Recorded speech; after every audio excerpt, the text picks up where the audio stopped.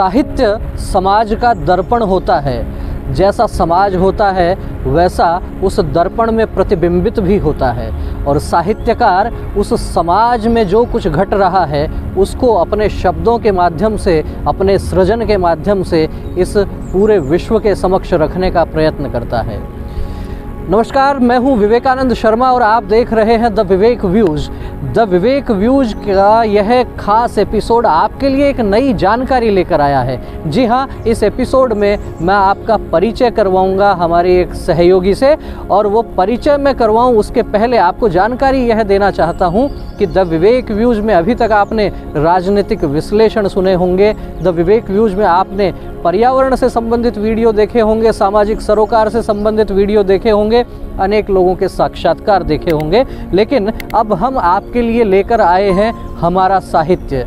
जी हाँ, हमारे यहाँ कहा जाता है साहित्य संगीत कला विहीन, साक्षात पशु पुच्छ विषाणहीन, तृणम न खादन नपि जीवमान, तदा भागधेयम परम पशु नाम। यदि किसी व्यक्ति में कोई कला नहीं है, यदि वह साहित्य अनुरागी नहीं है, और यदि इन सबसे कट जाता है वह व्यक्ति, तो आज के दौर में हम कह सकते हैं वह बहुत शीघ्र ही अवसाद में आ जाता है। उसे दूसरे शब्दों में कहा गया है कि वास्तव में उसमें और मनुष्य में क्या कुछ अंतर है। दूसरी तरफ हम देखते हैं आज के दौर में जो भागम भाग वाली स्थितियां बनी हुई हैं, हर कोई डिप्रेशन का शिकार हो रहा है, हर कोई अवसाद में आ रहा है, हर कोई स्ट्रेस का शिकार हो रहा है। इस दौर में पुस्तकें कुछ एक अलग आशा की किरण जगाती हैं। साहित्य आपको मानसिक रूप से भी स्वस्थ रखता है, समृद्ध रखता है, नई जानकारियां तो मिलती ही हैं, और लंबे समय से मनोरंजन का भी एक स्वस्थ माध्यम हम साहित्य को कह सकते हैं। किसी समाज को आपको पढ़ना है तो आप साहित्य के निकट जा सकते हैं। इन्हीं आवश्यकताओं को देखते हुए हमारी टीम ने यह विचार किया कि क्यों नहीं एक नया सेगमेंट हम प्रारंभ करें, और हमने प्रारंभ किया है हमारा साहित्य। अब मैं आपका परिचय करवाना चाह रहा हूं। जो हमारा साहित्य सेगमेंट रहेगा, इसको होस्ट करने के लिए हमारे साथ में रहेंगी अनुगूंज। अनुगूंज, आपका बहुत बहुत स्वागत है। नमस्कार। अब आप पर चूँकि ये जिम्मेदारी रहेगी कि किस प्रकार से जो आज के दौर के साहित्यकार हैं उनकी किस प्रकार की रचनाएं हैं, किस प्रकार का उनका संघर्ष है, किस प्रकार का उनका जीवन है, कहाँ से वो प्रेरणा लेते हैं, ये तमाम तरह की जानकारियाँ आप हमारे दर्शकों तक पहुँचाएंगी।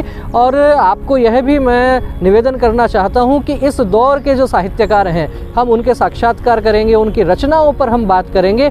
साथ ही जो साहित्यकार, जो लेखक और कवि इस दौर में नहीं हैं, जो अब नहीं हैं, लेकिन अपनी कृतियों के कारण जो अमर हैं, अपनी सृजनशीलता के कारण जो अमर हैं, उनके जीवन पर भी हम बात करेंगे, उनकी रचनाओं के बारे में भी बात करेंगे। अनुगूंज, मैं आपका परिचय मैंने दर्शकों से करवाया, चूँकि आप पर ये बड़ी जिम्मेदारी रहेगी इस सेगमेंट को संभालने की। और अनुगूंज के बारे में मैं आपको बता दूँ, ये खुद भी बहुत अच्छा लिखती हैं, साहित्य के क्षेत्र से जुड़ी हुई हैं, साहित्य जगत के अनेक कार्यक्रमों का आपने संचालन किया है। आकाशवाणी में लंबे समय से साहित्य और नारी विमर्श के कार्यक्रमों को आप होस्ट करती रही हैं।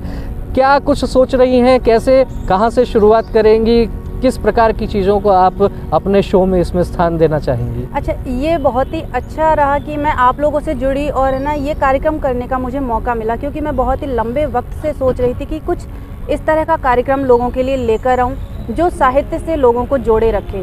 क्योंकि ऐसा हमने देखा है कि साहित्य वाकई में समाज का दर्पण होता है, और जो लेखकों द्वारा लिखा गया है वो लोगों का ही दुख है, लोगों का ही सुख है, लोगों की ही बातें हैं जी। तो ये बहुत ही ज़रूरी है कि लोगों तक उनकी बातें हमेशा पहुंचती रहे, और इसके साथ ही लोगों तक उन साहित्यकारों का जीवन पहुँचे, उनकी जीवन यात्रा पहुँचे। ऐसा नहीं है कि ये हमारा पहला प्रयास है, इससे पहले भी कई सारे ऐसे कार्यक्रम हुए, यूट्यूब पर हुए हैं या फिर कई अन्य प्लेटफॉर्म पर हुए हैं जहां पर साहित्यकारों के बारे में बताया गया, उनकी एक पूरी जीवन यात्रा के बारे में बताया गया, उनके विचारों के बारे में बताया गया। लेकिन मुझे बहुत अच्छा भी लगा वो सारे कार्यक्रम देखकर, क्योंकि उनसे बहुत कुछ सीखने को मिलता था, उनके बारे में जानने को मिलता था, उनकी रचनाएं पढ़ने के लिए वो सारे कार्यक्रम प्रेरित करते थे।